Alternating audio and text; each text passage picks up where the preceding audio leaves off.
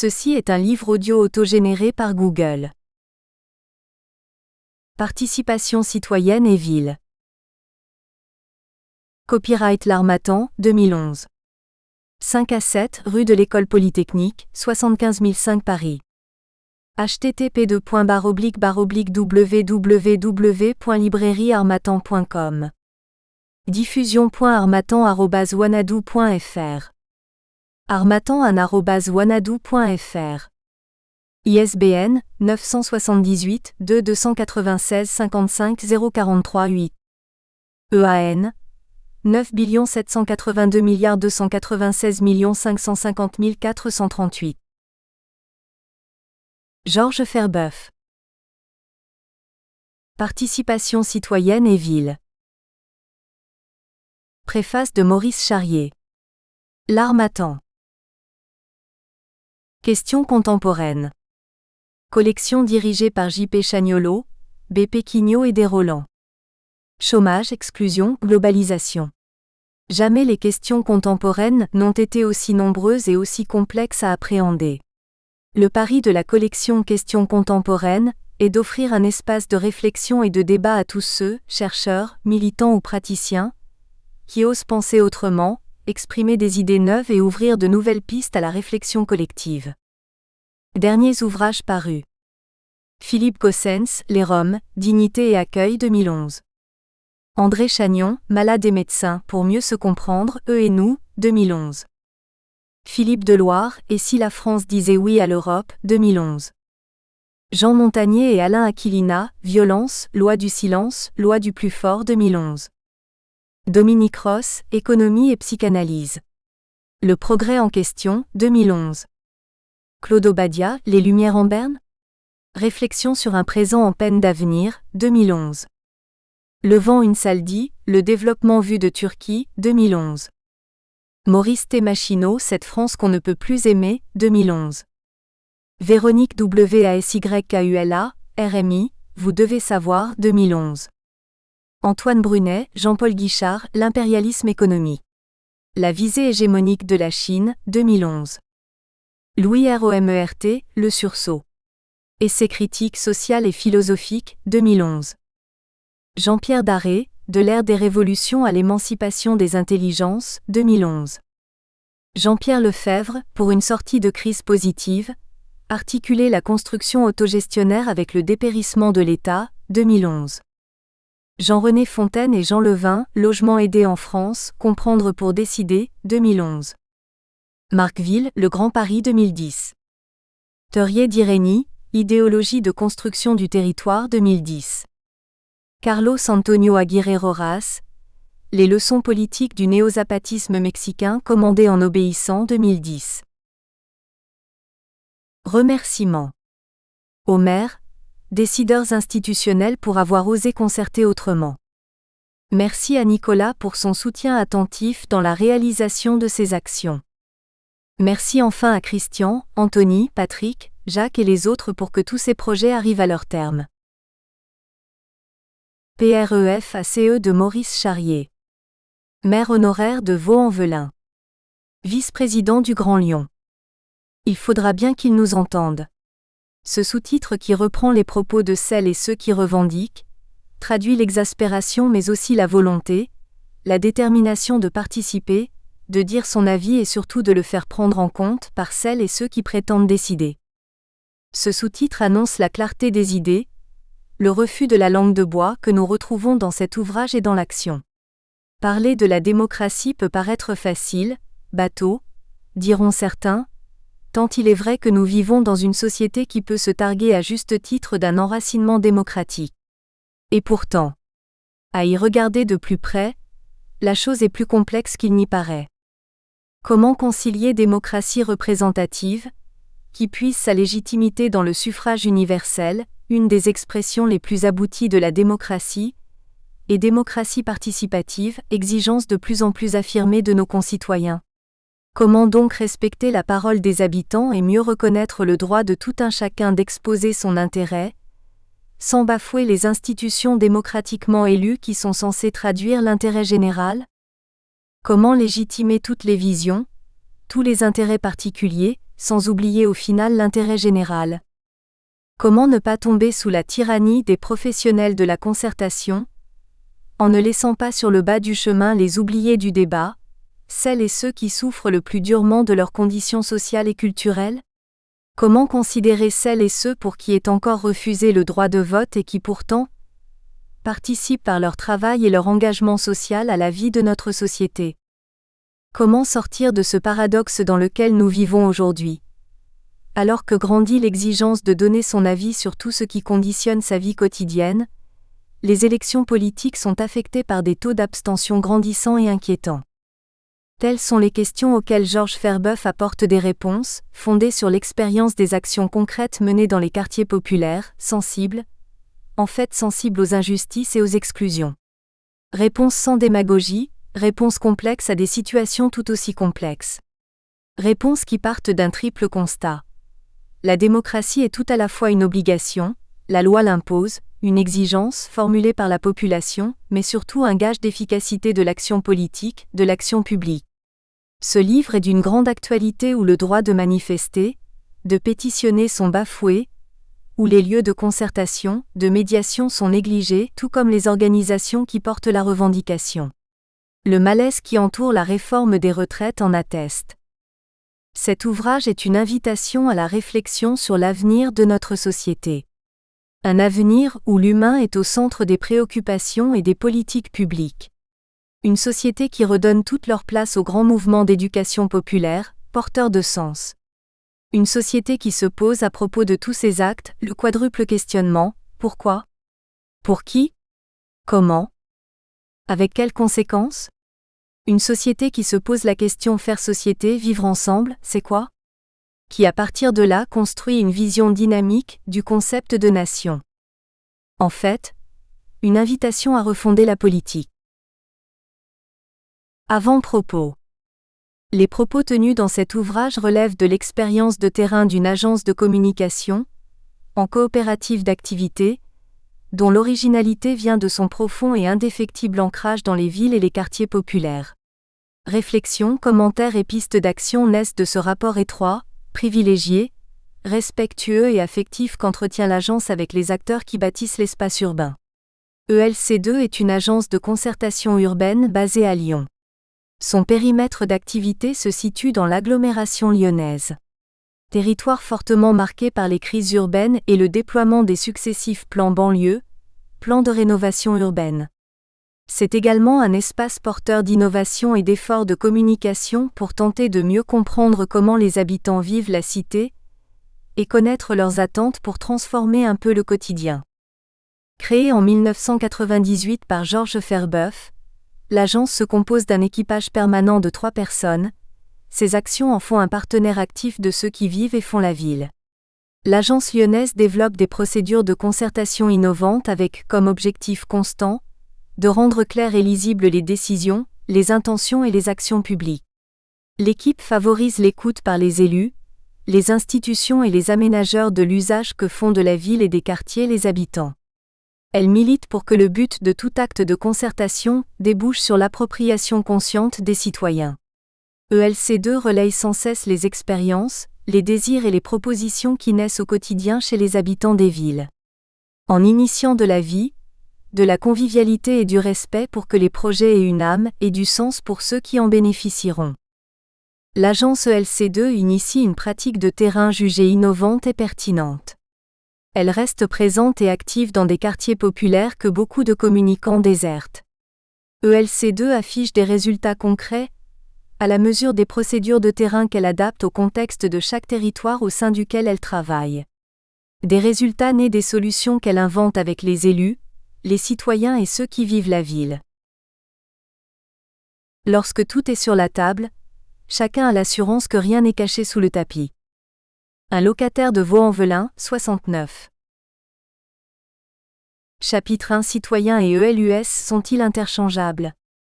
500 ans avant Jésus-Christ, les Athéniens inventaient un mode de représentation qui, même perfectible, demeure d'une grande modernité accent aigu, la démocratie.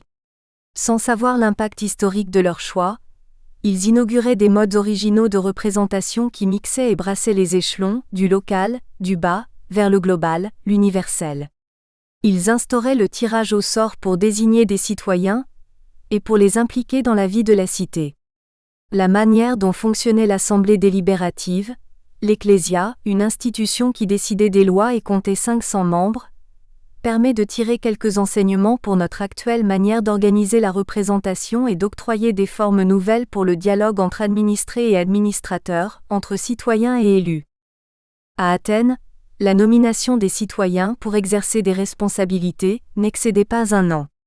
Ce type de mandat, très limité dans le temps, mérite intérêt, il porte bien des avantages.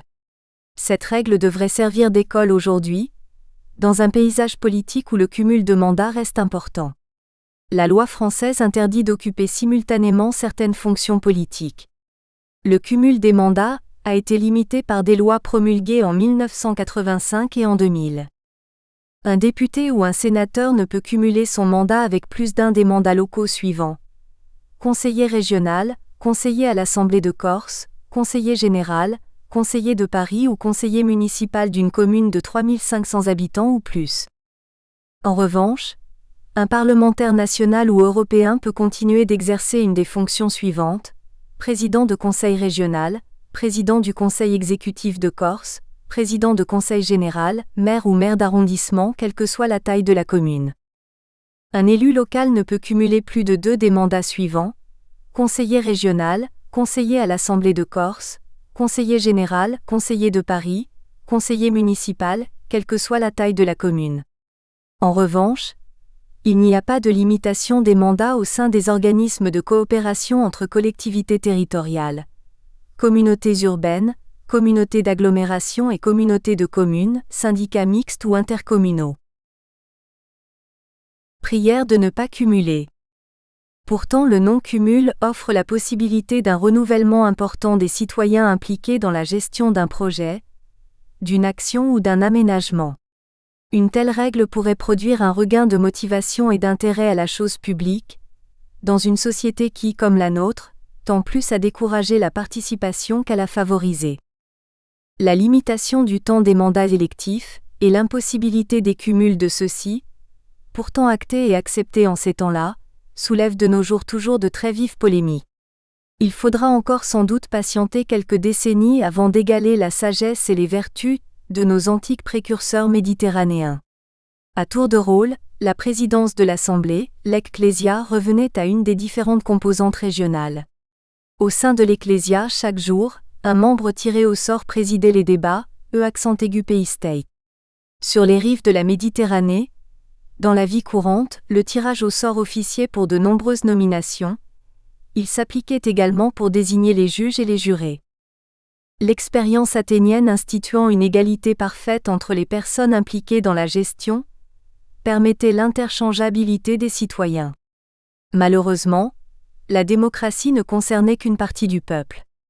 Pourtant, ce concept devrait inspirer nos modes actuels de représentation, de nomination, ou de fonctionnement de certaines structures. En particulier celles dont l'origine se fonde dans la proximité avec les citoyens, ou sur le besoin de connaissance des réalités du terrain. Sommes-nous si différents des Athéniens ? Le printemps de la démocratie qui germe en Grèce exclut les esclaves de toute participation à la gestion de la cité. C'est là un défaut rédhibitoire. Il est pourtant utile de s'interroger sur l'actuelle réalité nationale, et dans les faits, sur la place exacte laissée à la France d'en bas, aux ouvriers, aux classes sociales les plus faibles. Existe-t-il une vraie différence aujourd'hui ?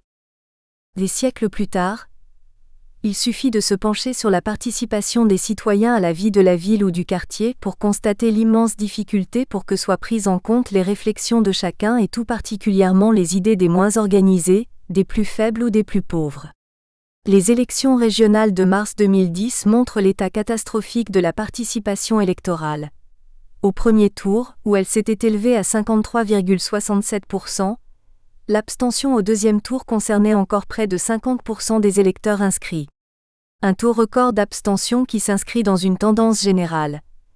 Les élections européennes avaient été boudées par presque 60% des inscrits. Certes, des scrutins mobilisent. Conservons en mémoire la forte participation à l'élection présidentielle de 2007 où plus de 9 électeurs sur 10 s'étaient rendus aux urnes, mais ce type de mobilisation reste rare. Au vu de l'abstention, de la désertion de la vie sociale et associative, du repli, notre société ne reproduit-elle pas cette discrimination de la démocratie naissante il y a 2000 ans ? Le mode opératoire existant actuellement n'illustre-t-il pas notre accommodement à délibérer comme les Athéniens en leur temps, sans les esclaves, les femmes et les étrangers ? Il est temps de s'interroger. Actuellement, nos modes courants de consultation restent très souvent incapables à prendre en compte les apports de chacun au projet transformateur de la cité. Il reste énormément de chemin à parcourir avant d'obtenir l'égalité de traitement entre les décideurs et les citoyens, entre les citoyens eux-mêmes. Nous savons que dans l'ancienne Athènes, tous les citoyens âgés d'au moins 18 ans avaient droit de vote et droit d'intervention dans l'assemblée du peuple. Le mot citoyen comportait des limites. Les esclaves, les étrangers, les femmes ne disposaient pas de ce droit. Ce coup d'œil dans le rétroviseur est-il de nature à rassurer les démocrates d'aujourd'hui ? Les femmes françaises votent seulement depuis 1944, et bon nombre de femmes à travers le monde sont encore à revendiquer ce droit. Dans l'Hexagone, les étrangers résidents ne disposent toujours pas de cette liberté. Certes, il n'existe plus d'esclaves. Pourtant, les gens issus des catégories très modestes, les plus faibles, les plus en retrait de la société ne sont-ils pas privés de fait de ce droit à s'exprimer, à se faire entendre ? Dans les textes, ils disposent de cette liberté de voter, de choisir, mais dans les faits, qu'en est-il réellement ? Que font les institutions, les pouvoirs publics, les politiques pour permettre aux plus humbles de peser sur les choix qui conditionnent leur vie, leur emploi, leur quartier, leur logement ?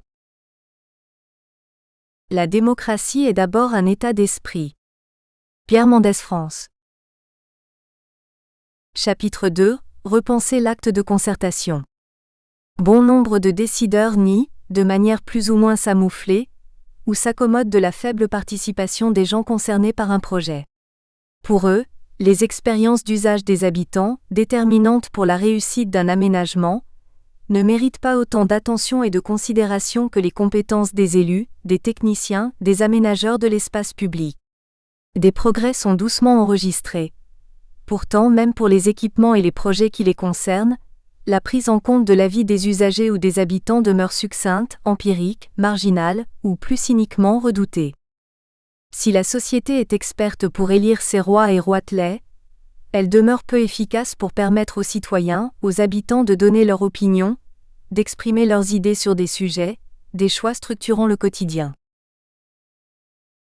Un énorme besoin de partager les projets. Le temps du dialogue, souvent vécu comme une contrainte, une perte de temps, ou à l'inverse pour certains comme un alibi, est purement supprimé. Il peut tout aussi être largement bâclé et assez souvent banni. Les habitants demeurent le plus souvent tenus à l'écart ou traités avec méfiance. Les résidents, jugés difficiles à contacter, incapables de comprendre la complexité des aménagements, peu disponibles et réticents à tout changement, doivent exiger fortement le droit de s'exprimer, avant d'être au minimum réunis pour le lancement des chantiers et des réalisations. Plus cocasses, ce sont souvent les mêmes, ceux qui marquent des réticences à associer les habitants lambda, qui dissertent sans fin sur la précarité de la démocratie représentative et le déshonneur de l'abstention chez les gens des banlieues ou des quartiers populaires. Rares sont les équipes en charge de travaux urbains ou d'aménagement de l'espace public qui accompagnent, de bout en bout, leur projet de l'enrichissement puisé dans la vie des habitants ou des usagers.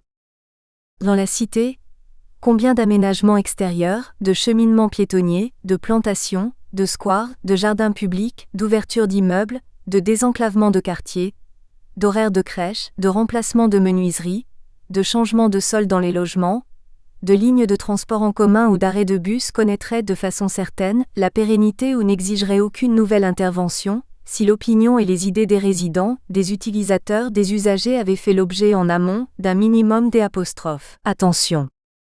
Ce constat ne concède rien aux propos de Bistro, visant à la mise à l'index de l'intelligentsia ou de l'établissement. L'éducation initiale ou universitaire, la formation scientifique, les connaissances techniques, l'expérience de ce qui existe ailleurs constituent des apports considérables au projet.